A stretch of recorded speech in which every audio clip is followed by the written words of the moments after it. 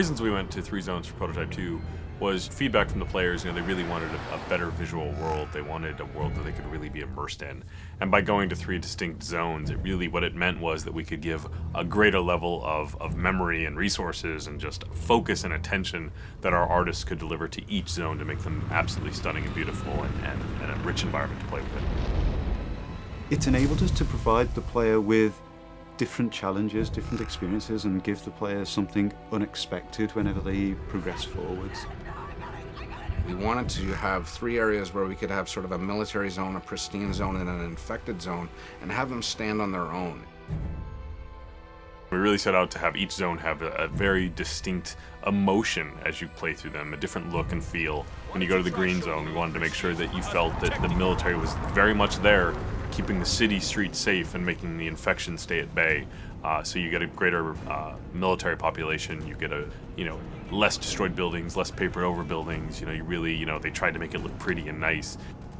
Our responsibility is sell the story, sell the mood and the feel of the location. So you will see lots of guys sitting on the sidewalks, leaning against the buildings, kind of hiding.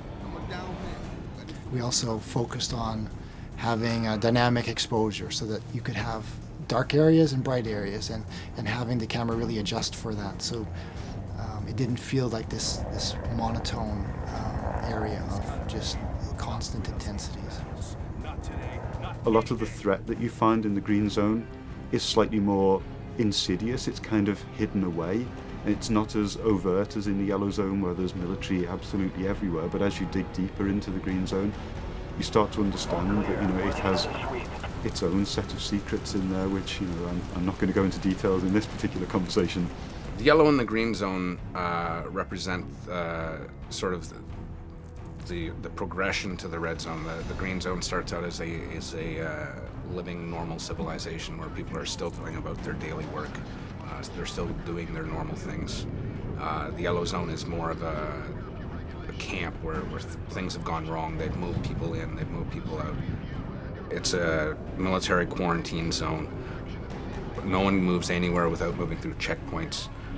Your yellow zone, we really wanted that feeling of oppression. We really wanted that feeling of too many people crowded into a small space. We wanted to make you feel that Gentech is performing experiments on the human population.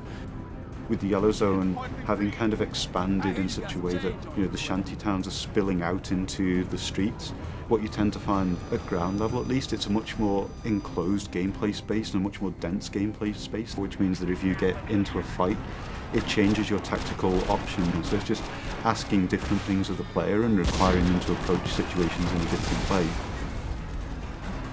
The checkpoints are far more important. The places where the military lineup meets the protesters is a far more interesting space than just a space that's completely filled with military or a place that's completely filled with infected. So as you go through each zone, you really will feel, this is the heart of darkness. This is sort of the safe zone. And this is kind of the, overcrowded, too many people. And even the people within that, the general population, you'll feel what those people are feeling. When you get to the green zone, you've got people milling about much more naturally. And then when you get to the red zone, you're going to be hard-pressed to find just Joe civilian. You're going to find a lot of infected. You're going to find a lot of people worried for their life. So the zones are actually unlocked in a linear sequence as you go through the game. You'll start out in the yellow zone, and then through the course of events you get dragged on into the next zone and then the zone after. But once you've unlocked any given zone, you're free to travel between them at will to complete any of the side missions or other content that you may not have finished there, or things that you want to go back to try and to improve your performance at, etc. Prototype 2 is still very much a completely open world game where you have total flexibility to go wherever you want and do whatever you want whenever you want.